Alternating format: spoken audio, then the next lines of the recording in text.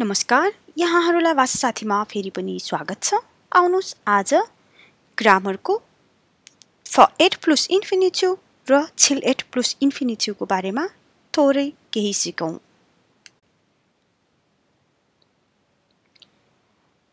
For it plus infinitive verb for it plus infinitive यो चाहिँ कुनै पनि कुराको कारण भन्नु पर्दा अथवा कुनै पनि निश्चित नियतले गरिने कार्य भन्ने जनाउनु पर्दा प्रयोग हुन्छ।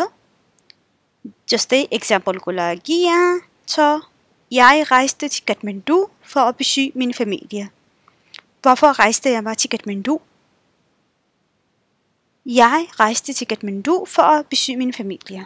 मेरो परिवार भेट्नको लागि for att besöka min familj. Jag ringede till lægen för att bestille tid. Hvorfor ringede jeg til lægen? Jeg ringede til lægen for at bestille tid. For at bestille tid.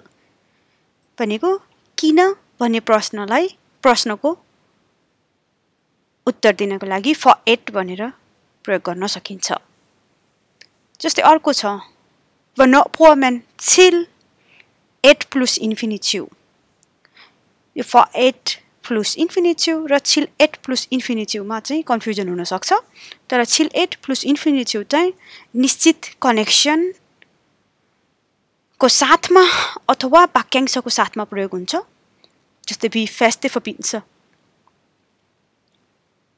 जस्तै jag kom till att bli för sent. म चाहिँ ढिला हुन पुगे।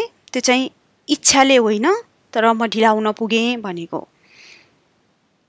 जस्तै jag kom till att se noget forkert over. मैले चाहेर होइन तर म चाहिँ कुनै गल्ती शब्द भन्न पुगे।